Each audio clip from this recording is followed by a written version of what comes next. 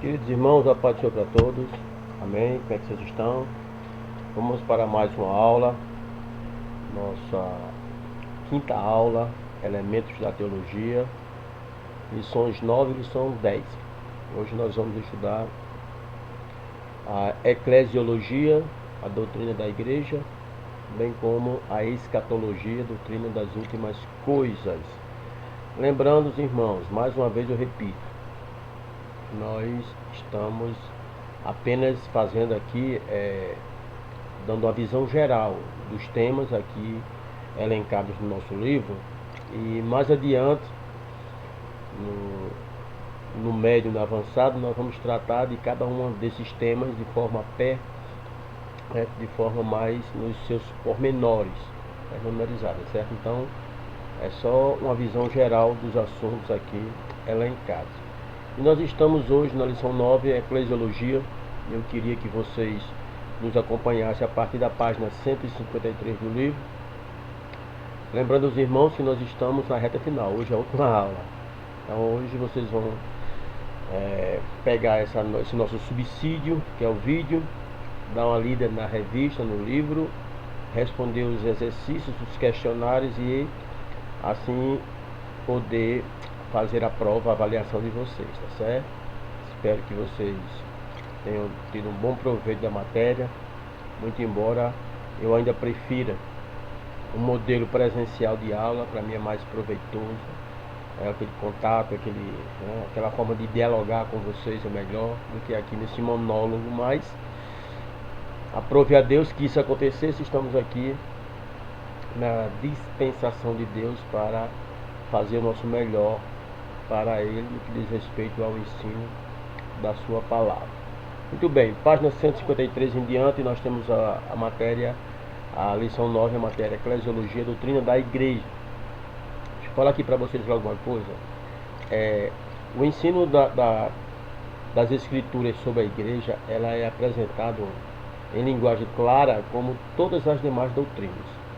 Contudo, a concepção de cristãos, até cristãos professos sobre o assunto, é às vezes muito indefinido, muito vago. Nós temos que entender que isso se deve ao fato de que, segundo o emprego humano, o termo igreja detém numerosos e variados significados e concepções. Então, o termo igreja, como é empregado para se fazer distinção entre as pessoas religiosas e não religiosas, é uma delas, e também é usado no sentido denominacional, para fazer distinção entre grupos cristãos organizados, como presbiteriana, metodista, batista, católica, enfim. Então, nós temos aqui essa dificuldade de entender, porque a concepção desses assuntos é muito vaga, muito indefinida. Então, vamos ter que ter muito cuidado quando for estudar esse termo, a doutrina da igreja, tá certo? Vamos estudar na nossa lição de hoje, baseado no livro que nós temos como base, que o cristão ele deve se ter muito cuidado quando se fala em igreja. Qual a origem da igreja? A igreja é considerada profeticamente. Nós temos um texto bem conhecido, que é o texto de Atos 7, versículo 38, quando essa igreja ela é descrita, no sentido de uma nação chamada Israel. Já no Antigo Testamento, o termo que foi traduzido para a igreja do hebraico para o grego é congregação, que vem de Israel, e traduzido para o grego que ficou eclésia ou igreja. Então, o nosso comentarista do livro ele faz questão de mostrar isso, que Israel era a congregação ou a igreja de Jeová no Antigo Testamento. Depois, essa igreja judaica não aceitou, rejeitou a Cristo, e o próprio Cristo predisse a fundação de uma nova congregação ou igreja, uma instituição divina que continuaria sua obra aqui na terra. Então, nós estamos falando da igreja de Cristo, que começou a existir de forma concreta a partir do dia de Pentecostes, conforme Atos capítulo 2. Então, o apóstolo Paulo que faz menção a esse termo dessa igreja como eclésia. E o próprio Paulo, a Bíblia diz que foi revelado a ele um duplo ministério, referente ao Evangelho e também à igreja, por consequência ou por ocasião da sua conversão na estrada de Damasco. O próprio Paulo fala isso, certo? E por fim nós temos a igreja como plano de Deus. Como plano de Deus, conforme vemos em Efésios capítulo 3, versículo 8, 9 e 10, a igreja no plano de Deus já existia bem antes que outras coisas viessem à existência, com base no sangue do Cordeiro que foi morto desde a fundação do mundo. Deus, segundo o seu plano, permitiu que as eras se fossem escoando até que achou por bem tornar a sua igreja conhecida. Então, nós temos aqui essa igreja. E de forma histórica, ou a igreja considerada historicamente. A igreja de Cristo ela veio à existência, assim como igreja, no dia de Pentecostes, quando foi consagrada pela unção do Espírito Santo. O texto sagrado diz que os primeiros membros dessa igreja foram os congregados no cenáculo, aquelas 120 pessoas aproximadamente que aguardavam ansiosos a descida do Espírito Santo lá no Pentecostes. E essa igreja, de forma histórica, ela é formada ou foi lançada sob o fundamento dos apóstolos, como diz Paulo aos Efésios 2:20, quando Paulo diz que a igreja ela está edificada sobre o fundamento dos apóstolos. Então, historicamente falando, nasce no Pentecostes e é lançada sobre os fundamentos dos apóstolos que a edificaram com pregação, com ensino, com a organização. Agora a pergunta que nós fazemos costumeiramente é: o que é a igreja? Já vimos que o sentido da palavra igreja tem variações. Pode ser para você separar denominações, pode ser para falar acerca de templos construídos. Então nós temos aqui uma variação de palavras, de sentidos para a igreja. E este nome ele se dá a um edifício, a uma congregação, a uma denominação e ao cristianismo de forma geral. O termo igreja deriva-se de duas palavras gregas.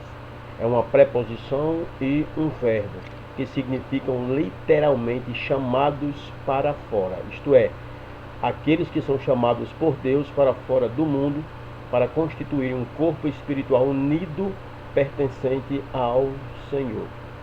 Daí é difícil você imaginar, vislumbrar a possibilidade de ver uma igreja mundana, já que a convocação de Deus é para serem chamados para fora do mundo, para constituir esse corpo espiritual unido, pertencente ao Senhor. Para a nossa melhor compreensão, vejamos o assunto, o que é igreja, através de alguns tópicos. Primeiro tópico: a palavra igreja é empregada em sentido universal, ou seja, ela designa o corpo de Cristo. A igreja de Cristo, a universal, ela é invisível. Essa igreja que é invisível, Cristo é a cabeça. Ela não é uma organização, mas ela é um organismo vivo. Em cada um dos seus membros flui a vida do Senhor Jesus Cristo, que rege todo esse corpo místico e comunica a cada membro, Cristo, a sua sabedoria, a sua justiça, a sua santidade, a sua vida e o seu poder. O próprio Cristo, está escrito lá em João 6,35, Jesus diz: eu sou o pão da vida, e o que vem a mim jamais terá fome, e o que crê em mim jamais terá sede.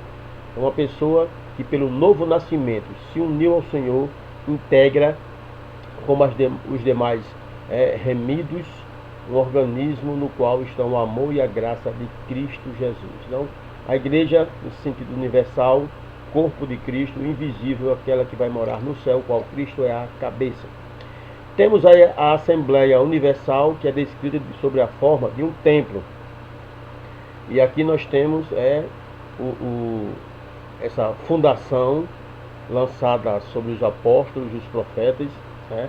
Foi que lançaram o fundamento deste edifício, sendo Cristo, claro, a pedra fundamental. Então o Senhor é o apoio de todo o edifício. Sob a forma de um templo, a palavra de Deus considera, né, este assunto nos seguintes termos: no qual também vós juntamente sois edificados para a morada de Deus em Espírito. Efésios capítulo 2, versos 22. Em terceiro tópico, a Assembleia Universal dos Salvos e a esposa de Cristo. Jesus mesmo é o esposo. Assim, pois, né, João 3:29, aquele que tem a esposa é o esposo, mas o amigo do esposo que lhe assiste e o ouve, alegra-se muito com a voz do esposo. João 3:29. Assim, pois, já esse meu gozo está cumprido. Então a igreja se prepara agora para brevemente unir-se ao Cordeiro, para jamais dele se separar. João viu isso lá em Apocalipse, no capítulo 21. Quarto tópico, a Assembleia Local deve compor-se somente de membros regenerados, ou seja, pessoas nascidas de novo, pessoas que foram instrumentalizadas pelo Espírito Santo, cheias do Espírito Santo, que façam a vontade de Cristo e que se unem em uma congregação local. Então, num sentido aqui bem genérico, o crente necessita da igreja e a igreja necessita do crente, de forma local, né, membros regenerados que se juntam em um local específico. Então, aqui nós chamamos um termo, né, que é membros regenerados na Assembleia Local, igreja local, que ela existe para o aperfeiçoamento, né, dos crentes nessa igreja local, né, constituída por seus membros, e Cristo deu a essa igreja local dons em forma de homens para esse aperfeiçoamento. Que dons são esses? São os dons ministeriais. São dons de apóstolo, profeta, evangelista, pastores e mestres para cuidarem dessa igreja local. Tópico 5. O Espírito Santo opera na Assembleia e por meio dela. E o 6. A verdadeira igreja de Deus não conhece outro legislador além de Cristo. Então, a igreja verdadeira que vai morar no céu, a igreja de Cristo, ela é vestida da justiça de Cristo, seguindo a Cristo, servindo a Cristo por amor, e revestida pelo Espírito Santo, fazendo a vontade do Pai. Então a igreja está olhando para cima, esperando a volta daquele que a ama, que é Cristo Jesus, o nosso Senhor, o fundamento desta igreja. Por falar em fundamento da igreja, a Igreja Católica Romana, ela considera de forma equivocada o apóstolo Pedro a pedra fundamental sobre a qual Cristo edificou sua igreja. E para fundamentar esse ensino, ela apela primeiramente para a passagem de Mateus 16:16, quando Simão Pedro, respondendo a Cristo sobre quem era ele, Cristo, Pedro diz: tu és o Cristo, Filho do Deus vivo. E Jesus afirma: bem-aventurado és, Simão Barjonas, porque não foi carne e sangue que tu revelaram, mas meu Pai que está nos céus. Também eu te digo que tu és Pedro, e sobre esta pedra edificarei a minha igreja, e as portas do inferno não prevalecerão contra ela. Continua Jesus dizendo: dar-te-ei as chaves do reino dos céus, e o que ligares na terra terá sido ligado nos céus, e o que desligares na terra terá sido desligado nos céus. Claro, esse raciocínio da Igreja Católica está equivocado. Pedro não é a rocha sobre a qual a igreja está edificada. Ao contrário, essa rocha é Cristo Jesus. Basta só você fazer uma simples comparação entre as teologias católica e a própria teologia bíblica acerca deste tema. Pedro jamais assumiu, no seio do cristianismo, a posição e as funções que a teologia católica procura atribuir a ele. Ao contrário, se você pegar ao pé da letra, no grego, essa passagem de Mateus 16 e o versículo 18, quando fala sobre Petra, substantivo feminino, designa no grego uma rocha grande e firme, enquanto o substantivo masculino Petrus, que é o nome Pedro, é aplicado a pequenos blocos de rochas, ou seja, Petra, Cristo, Petrus, pedra pequena, Pedro, e todos nós que fazemos parte deste corpo, de qual Cristo é a rocha fundamental. Então, firme, rochedo grande, firme, Petra, Cristo. Petrus, pedra pequena, móvel, nós que fazemos parte deste edifício. Portanto, uma igreja sobre a qual as portas do inferno não prevalecerão, não pode repousar sobre Pedro, que é uma pedra pequena, mas sobre Cristo, que é uma rocha grande, firme e inabalável. Esta sim é a pedra pelo qual a igreja está edificada. Olhe lá, Efésios 2:20, quando o apóstolo Paulo diz: edificados sobre o fundamento dos apóstolos e profetas, sendo ele mesmo, Cristo Jesus, a pedra angular de esquina ou fundamental. Os pais da igreja nunca se equivocaram acerca disso. A maioria, a grande maioria dos pais da igreja sempre acreditavam e falavam que Jesus é quem era esta pedra, quando fala de si mesmo lá na passagem de Mateus, no capítulo 16, versículos 16, 17 e 18. Agora, esse ensinamento de que Pedro é essa pedra, essa rocha, ela se deu no século IV, quando começou a se falar a respeito da possibilidade de Pedro ser a pedra fundamental da igreja. E aí a igreja romana perverteu aquilo que era de Cristo, a pedra fundamental, colocando para Pedro, que seria essa pedra. O próprio Pedro não quis essa função para ele, quando ele mesmo diz, lá em 1 Pedro 2:4, chegando-vos para ele, diz Pedro, a pedra que vive rejeitada pelos homens, mas para com Deus eleita e preciosa.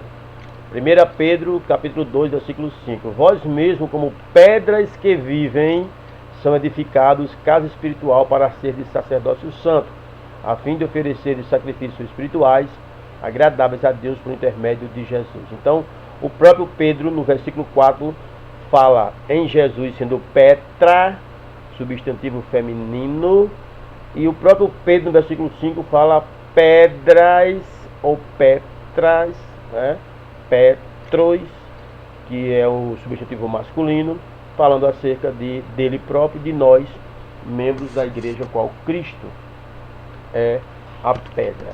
E essa formação da igreja, como se dá a formação e a administração da igreja? A igreja é visível, é um corpo e também uma organização. Então, para que nós possamos compreender a formação e a administração da igreja, nós temos que estudar esse assunto dividindo em alguns pontos. Primeiro, a igreja visível como um corpo, Cristo é o cabeça dessa igreja. Então, nós temos que ter em mente que, da mesma forma que a cabeça provê, sustenta e dirige o corpo, assim Cristo faz com cada um dos membros do seu corpo espiritual, que é a igreja. O Senhor, Ele é capaz de dirigir os membros nos menores detalhes, de toda a nossa vida, a quem Ele mesmo é o cabeça. Então, Cristo é o cabeça da igreja visível deste corpo, no sentido de formação e administração da igreja. Segundo, quando subiu ao céu, Cristo concedeu dons à sua igreja. São dons em forma de homens por ele chamados para cuidar da sua igreja. Você pode ler aí Atos dos Apóstolos, no capítulo 20, que vai falar com muita propriedade sobre esse assunto. Atos, capítulo 20, no versículo, deixe-me ver aqui, versículo 28. Atos, capítulo 20, versículo 28, vai dizer assim, a seguinte expressão: olhai, pois, por vós e por todo o rebanho sobre que o Espírito Santo vos constituiu bispos, para apacentardes a igreja de Deus, que ele resgatou com seu próprio sangue. Então, dons em forma de homens chamados para cuidar da sua igreja. Assim, Cristo mesmo deu diferentes dons que estão relacionados em Efésios 4:11, que operam em esses dons que também operaram em Cristo. Hoje, através do Novo Testamento, vemos como apóstolo, nós vemos Jesus como profeta, vemos Jesus como evangelista, vemos Jesus como pastor e vemos Jesus como mestre. 3. As palavras pastor e bispo têm o mesmo significado quanto ao cargo.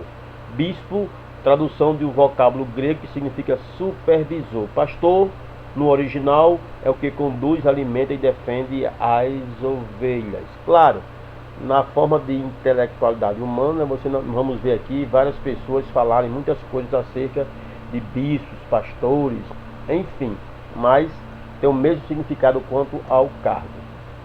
E recai sobre esses ministros do Evangelho uma pesada responsabilidade. O ministro de Deus é um vigia sobre as mulheres de Sião. Ele vê o perigo e cabe-lhe avisar os pecadores que o dia do julgamento se aproxima. Então, a figura de atalaia, de vigia, está lá em Isaías, no capítulo 56. Bom, e o quinto tópico fala: a responsabilidade do ministro de Cristo é grande na mesma proporção da sua recompensa. Então, nós temos que atentar para que o apóstolo Pedro escreveu, no capítulo 5, versículo 1 ao 4, falando sobre os presbíteros, testemunhas do sofrimento de Cristo, co-participantes da glória de Cristo, e ele vai pedir a esses presbíteros para pastorear o rebanho de Deus, não por constrangimento, mas de forma espontânea, como Deus quer, nem por ganância, mas de boa vontade, nem como dominadores, antes ser modelos do rebanho. E ele conclui dizendo assim: ora, logo que o Supremo Pastor se manifestar, recebereis a inacessível coroa da glória, se tratar o rebanho de Deus como pastor de forma espontânea, de boa vontade, sendo modelos para este rebanho. Então, a responsabilidade é grande, mas a recompensa também é.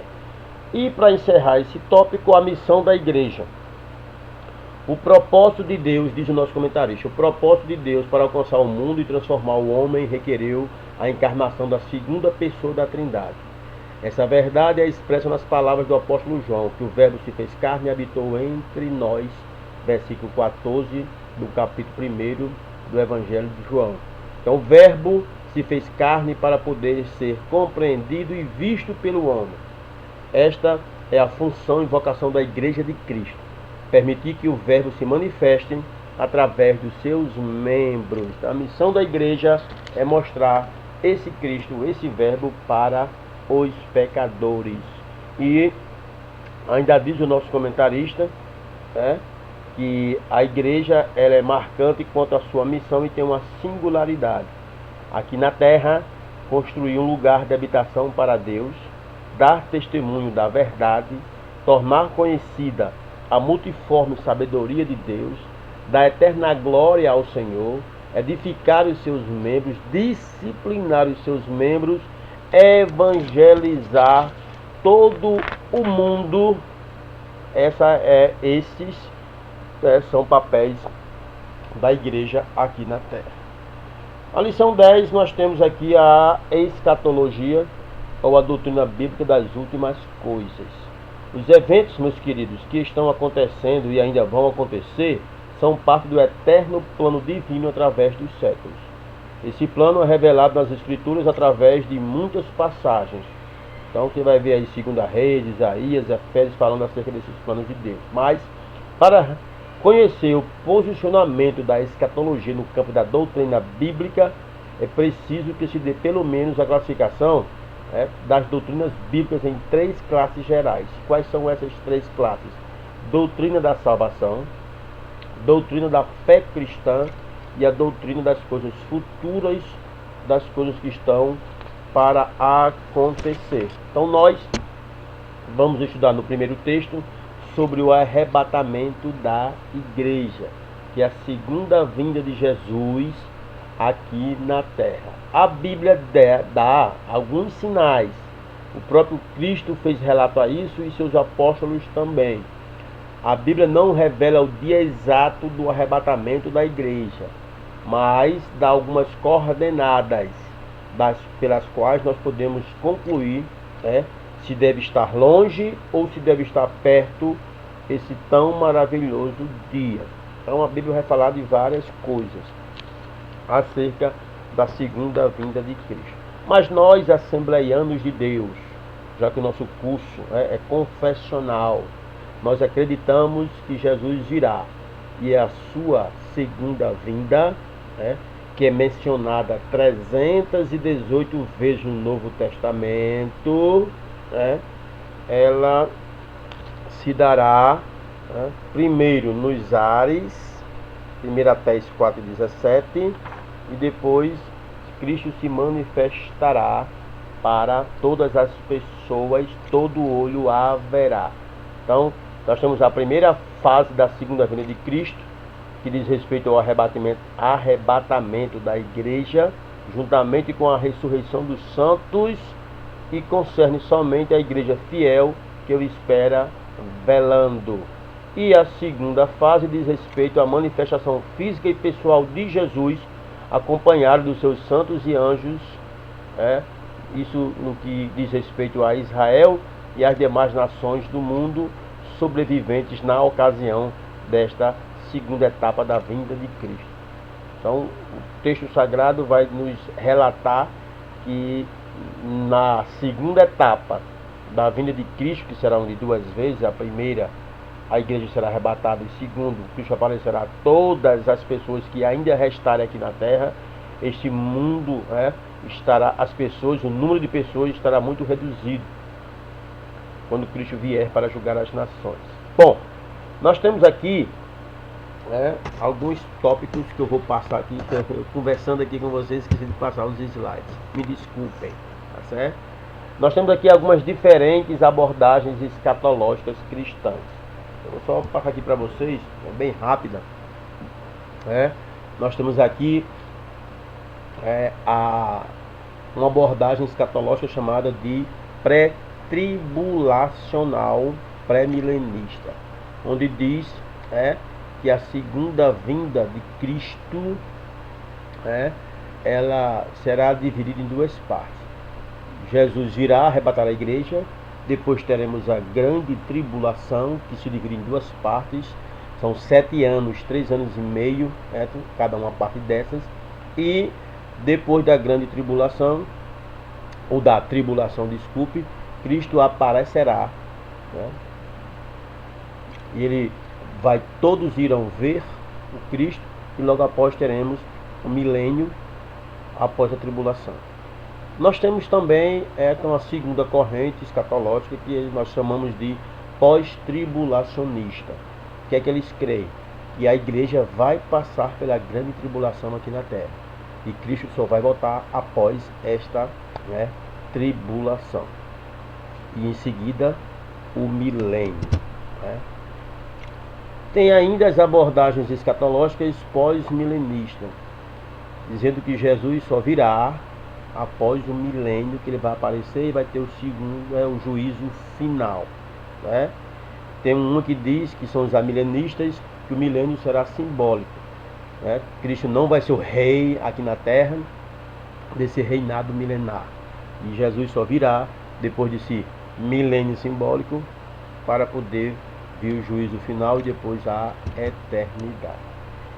Essas correntes doutrinárias, elas diferem porque eu não li aqui para vocês, mas aqui no livro, o nosso comentarista, ele diz aqui uma coisa bem interessante.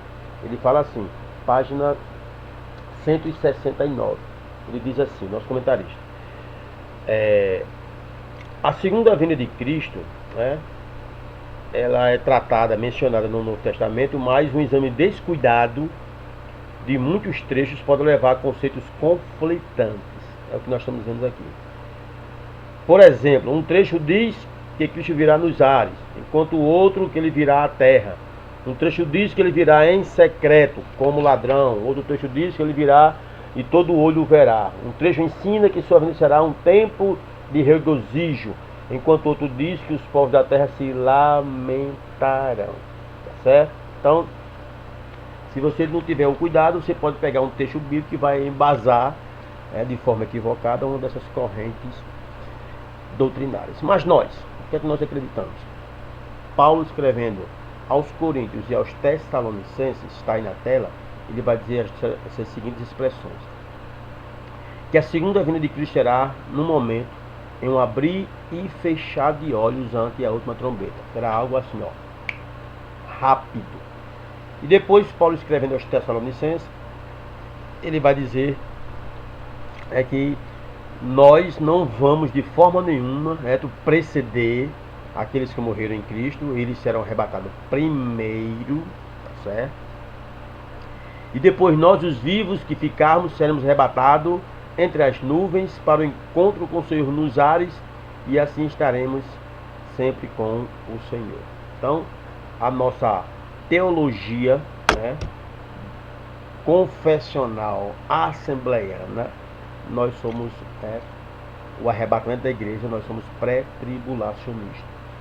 Nós iremos subir antes da tribulação.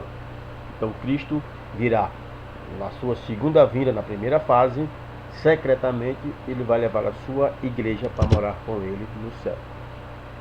E de forma concomitante, simultânea, enquanto estivermos no céu com Cristo, aqui na terra terá a tribulação e vamos ter lá o tribunal de Cristo.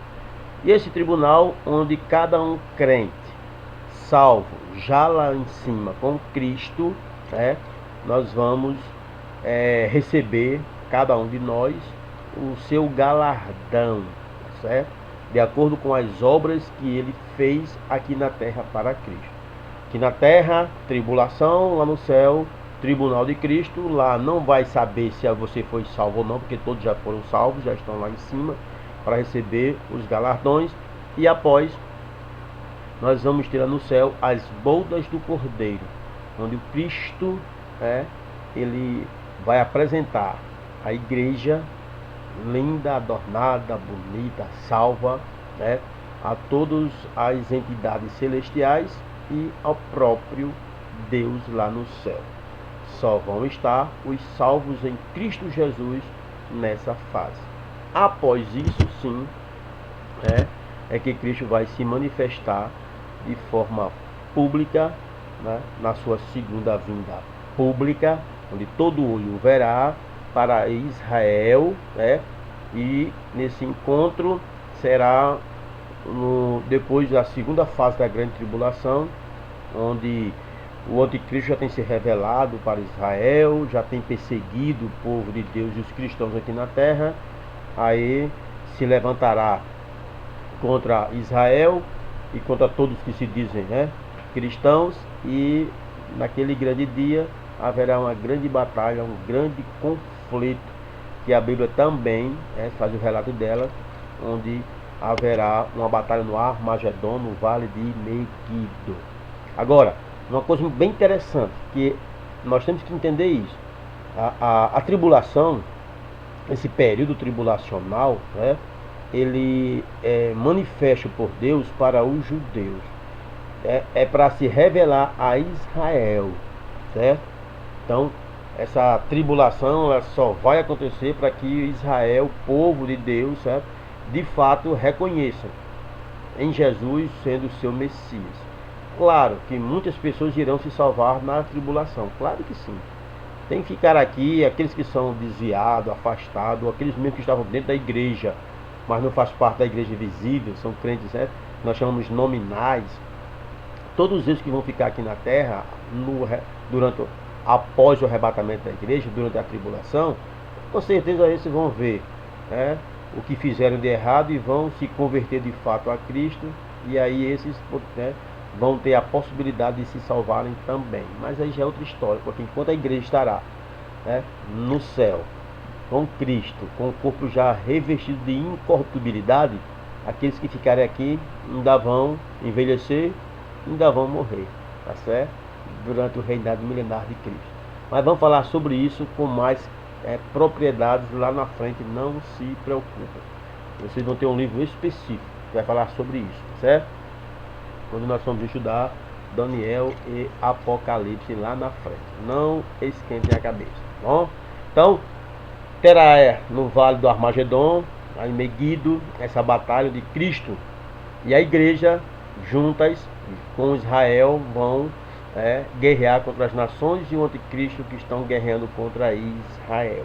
Então, naquele momento, Cristo será vencedor, Satanás será preso por um período e aqui na terra nós teremos o milênio, o reino milenial de Cristo Jesus, o nosso Senhor.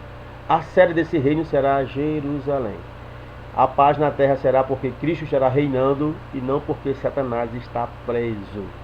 Ele vai ser solto por um período de tempo, diz o texto sagrado, após esse milênio, certo? E vai ver se de fato as pessoas se converteram a Jesus, nesse período tenebroso. E depois o juízo do grande trono branco, onde todos, sem exceção, vão prestar contas diante de Deus. Na nossa revista, o nosso comentarista vai tratar deste assunto. Ele vai falar lá. Deixa eu olhar aqui a parte aqui para não falar aqui com mais exatidão. Ele vai falar lá no finalzinho, na página Chega Jová, na página 188. O juízo do grande trono branco, o juízo final. Todas as pessoas falecidas de todas as épocas vão ressuscitar com seus corpos, e esse julgamento será para aplicação de sentenças, pois o pecador já está condenado desde que não crê no Filho de Deus como seu Salvador. Então haverá o grande trono branco, o julgamento, e serão abertos livros no céu. E o nosso comentarista ainda faz menção de alguns desses livros, como o livro da consciência, o livro da natureza, o livro da lei, o livro do evangelho, o livro da memória, o livro dos atos dos homens e o livro da vida. E ele faz aqui uma pergunta: os que morreram sem conhecer o evangelho, esses terão condições de serem salvos? Deixa eu dar uma resposta aqui para vocês, tá certo? Prestem atenção. Romanos 2:15 fala do livro da consciência. Todos nós temos uma consciência plena do certo e do errado. Quem colocou isso em nós? Deus. Todos nós temos essa consciência. Também fala no livro da natureza, onde a natureza revela Deus para os homens. Todos os homens, ao ver a natureza, sol, lua, estrelas, dia, noite, oxigênio, árvores, animais, água, enfim, essa coisa tão ritmada e tão perfeita que é a natureza, a Bíblia diz, em Romanos também 1:20, que se revela Deus ao homem através da natureza. Tem o livro da lei, Romanos 12:12, é a lei que revela o pecado, Romanos 13:20. Temos o livro do Evangelho, Romanos 12:16. Temos o livro da nossa memória, aí deve ser uma alusão aquelas pessoas que estão com remorso, tá certo? O livro dos atos dos homens, tudo que nós fizemos de bom ou de ruim, tudo registrado. E também o livro da vida. Aí, qual é a minha resposta para essa questão, se os que morreram sem conhecer o evangelho podem se salvar, já que vai ser um juízo, vai ter tribunal, vai ter acusação, vai ter defesa, vai ter juiz. Quantos que morreram sem conhecer o evangelho, eu dou aqui um conselho a vocês, meus queridos: deixe com Deus, não tentem ser juiz de ninguém, amém? Sendo perfeito em justiça como Deus é, ele terá uma lei para julgar todas as pessoas naquele grande dia, tá certo? Quem conheceu a lei, quem não conheceu a lei, quem morreu antes do evangelho, quem morreu depois do evangelho. Deixe com Deus, tá certo? Não seja juiz de ninguém. Só Ele, Deus, é o juiz dos que morreram, e a Bíblia assegura que o juízo de Deus é segundo a verdade. Deus, ele é o justo juiz, tá certo? Então vamos deixar com Deus quem é que vai, quem é que não vai se salvar, certo? Daqueles que morreram sem conhecer o Evangelho. Nós temos aí pessoas como os índios, os loucos, as pessoas do Antigo Testamento, todas essas pessoas, tá certo? Que não conheceram o Evangelho, que não ouviram o Evangelho. Quem vai decidir se eles vão morar no céu ou não é o próprio Deus, tá bom? Não vamos ser juiz de ninguém. Queridos, Deus guarde, Deus abençoe todos vocês. Daqui a pouco estarei enviando para o grupo essa aula e também a avaliação. Quero pedir desculpas a vocês, né, por qualquer ato falho, aqui e acolá, né? Nós damos opiniões próprias. Quero pedir desculpas se por acaso, se porventura, eu coloquei convicções, né, aqui do nosso ponto de vista. A intenção não é essa. Nós queremos apenas e exclusivamente fazer com que todos, eu e vocês, aprendamos juntos sobre a palavra de Deus mediante o livro aqui proposto, tá certo? Desculpe falhas, desculpe erros gramaticais, desculpe aqui muitas vezes dicções, né? Mas me perdoe em nome de Jesus. Estamos tentando melhorar cada dia. E esse ano não temos mais aula com vocês. Próximo ano, se Deus quiser, em nome de Jesus, estamos juntos mais uma vez, tá bom? Deus guarde, Deus abençoe e proteja cada um de vocês em nome de Jesus. Boa aula, boa prova, bom final de ano para todos em nome de Jesus, tá bom? Fiquem todos na paz do Senhor.